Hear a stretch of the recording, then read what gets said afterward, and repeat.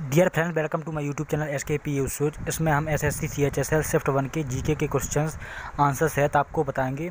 So let's start this video. Friend, जो पहला question है इसमें ये पूछा गया था कि जो भारत का biggest floating solar power plant है वो भारत के किस राज्य में स्थित है। तो इसके लिए आपको हम बता दें कि India's biggest floating solar power plant है जो तेलंगाना राज्य में स्थित है। इसकी जो पावर क्षमता है ये है 100 मेगावाट। ठीक है, तो अब इससे रिलेटेड हम आपको क्वेश्चन आगे बता देते हैं जो आपको अगली शिफ्ट में पूछे जा सकती है।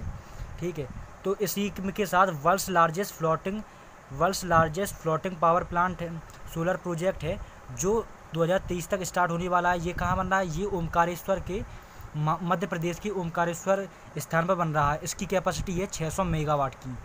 और इससे रिलेटेड एक और क्वेश्चन आपसे पूछा जा सकता है ये कि अभी कौन सा है वर्ल्ड का, ये है where will the world's largest floating solar power plant to be build.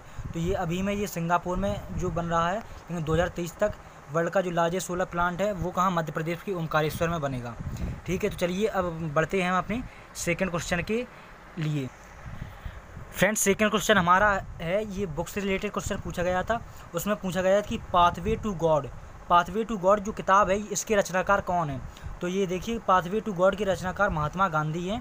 तो ये आपका इससे रिलेटेड क्वेश्चन एक हो गया, क्योंकि ऑथर और बुक से रिलेटेड क्वेश्चन एक आते ही है। अगला क्वेश्चन देखते हैं।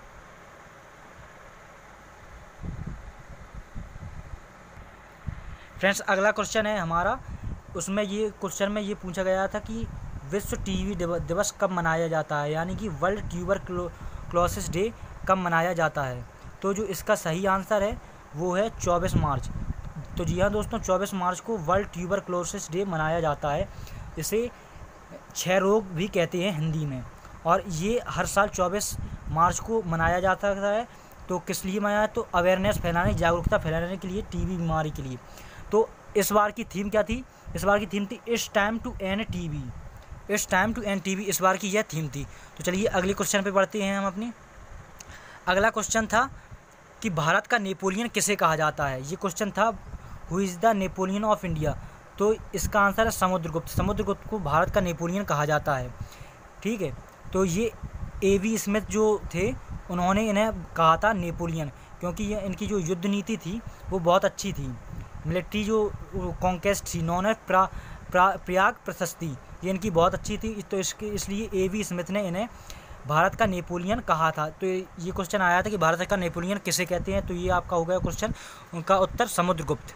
तो चलिए अगले क्वेश्चन की ओर बढ़ते हैं। अगला क्वेश्चन है हमारा कि blue vitriol is an organic.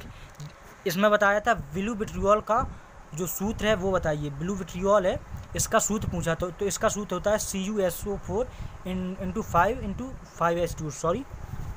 तो इसका क्वेश्चन जो ब्लू विट्रियोल का है तो इसका क्या होता है सूत्र?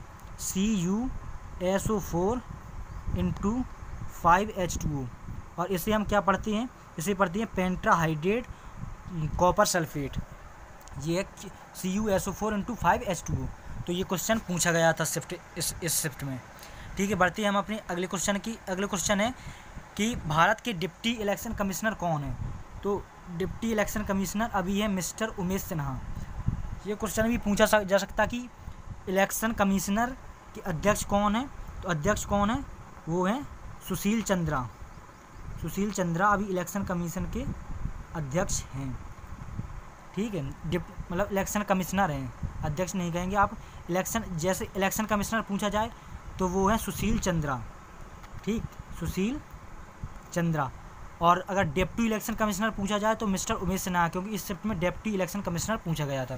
क्योंकि ये चुनाव का मौसम चल रहा है तो इस तरह के क्वेश्चन आपसे पूछे जा सकते हैं। चलिए अगला क्वेश्चन बढ़ते हैं। तो अगला क्वेश्चन बढ़ने के लिए इसमें पूछा गया है कि जो तेलंगाना राज्य है उसकी chief justice of the high court कौन है। तो तेलंगाना राज्य की जो chief justice of the high court हैं वो हैं जस्टिस हिमा कोहली। ये पहली महिला हैं जो Telangana high court gets first women chief justice. Telangana राज्य की प्रथम महिला जज हैं हाई कोर्ट की। ठीक है, चलिए अगला क्वेश्चन हमारा बांध से रिलेटेड है। ठीक है, तो इसके बारे में जान लेते हैं। तो बांध में क्या पूछा गया था, इसमें पूछा गया था गांधी सागर बांध है वो कहाँ स्थित है। तो जो गांधी सागर डैम है ये इंडिया की चंबल नदी जो मध्य प्रदेश में पाई जाती है वहाँ पर ये बना है Gandhi Sagar dam. Gandhi Sagar dam, Chambal river और मध्य प्रदेश, ये 3 बातें आपको याद रखनी है क्योंकि डैम से रिलेटेड क्वेश्चन आजकल ज़्यादा पूछे जा रहे हैं। तो ये क्वेश्चन हो गया ये डैम से रिलेटेड। अगला क्वेश्चन की बात करें तो अगला क्वेश्चन पूछा गया था विटामिन से रिलेटेड।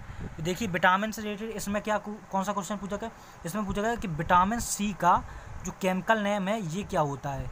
तो विटामिन सी का केमिकल नेम होता है एब्जॉर्बिक एसिड। तो ये मैंने आपको पूरी विटामिन की कौन से केमिकल नेम होते हैं उसकी पूरी लिस्ट दे दी है, तो इसे आप ज़रूर रिवाइज करके जाएं अगली शिफ्ट में अगर आपका एग्ज़ाम है तो ठीक है। अब इसमें एक क्वेश्चन और पूछ लिया था कि वसा में घुलनशील विटामिन और पानी में घुलनशील विटामिन कौन है। तो वसा में, तो इसके लिए सिर्फ आपको ये याद रखना है कि बी और सी, विटामिन बी और सी है वो केवल वाटर में घुलनशील है और बाकी सभी विटामिन जो है वो फैट में घुलनशील है, यानी कि वसा में घुलनशील है। बस बी सी को आपको याद रखना है, बी सी घुलनशील है वाटर में और बाकी सभी वसा में घुलनशील विटामिन हैं। और इसके नेम जरूर पूछ लिए जाते हैं तो आप इस सारणी को जरूर रिवाइज करके जाएं। जैसे विटामिन ए का नाम रेटिनॉल, विटामिन डी का कैल्सीफेरॉल, ई का टोकोफेरॉल, के का फाइलोक्विनोन, सी का एब्जॉर्बिक एसिड, जिस सी का पूछा गया था इस शिफ्ट 1 में। तो और भी नाम पूछे जाए इसमें विटामिन बी जैसे थायमिन हो गया, vitamin B2 riboflavin, vitamin B3 niacin, vitamin B5 pantothenic, vitamin B6 pyridoxine और इसके बाद vitamin B7 biotin, vitamin B9 folic acid. तो इस तरह के क्वेश्चन पूछे जा सकते हैं। ठीक, चलिए अगले क्वेश्चन की ओर हम बढ़ते हैं। तो अगला क्वेश्चन है हमारा ग्लोबल हंगर इंडेक्स से रिलेटेड। तो इसमें क्या पूछा था, इसमें पूछा कि जो 2020 का जो ग्लोबल हंगर इंडेक्स है इसमें भारत की जो रैंकिंग है यानी कि इंडिया की जो रैंकिंग है वो कितनी आई है। तो ये देखिए 94 रैंकिंग है भारत की ग्लोबल हंगर इंडेक्स 2020 में। और इसकी रिलेटेड ये और भी देख सकते हैं, चाइना की 17 के बीच में, पाकिस्तान की 88 रैंकिंग है ग्लोबल हंगर इंडेक्स में और अफगानिस्तान की 99 है। तो इसमें जो शिफ्ट 1 में है ये क्वेश्चन पूछा गया था कि इंडिया की ग्लोबल हंगर इंडेक्स में रैंकिंग कौन सी है, तो ये 94 रैंकिंग हो गई। ठीक है, इस इंडेक्स से रिलेटेड क्वेश्चन आपके पूछे जा सकते हैं।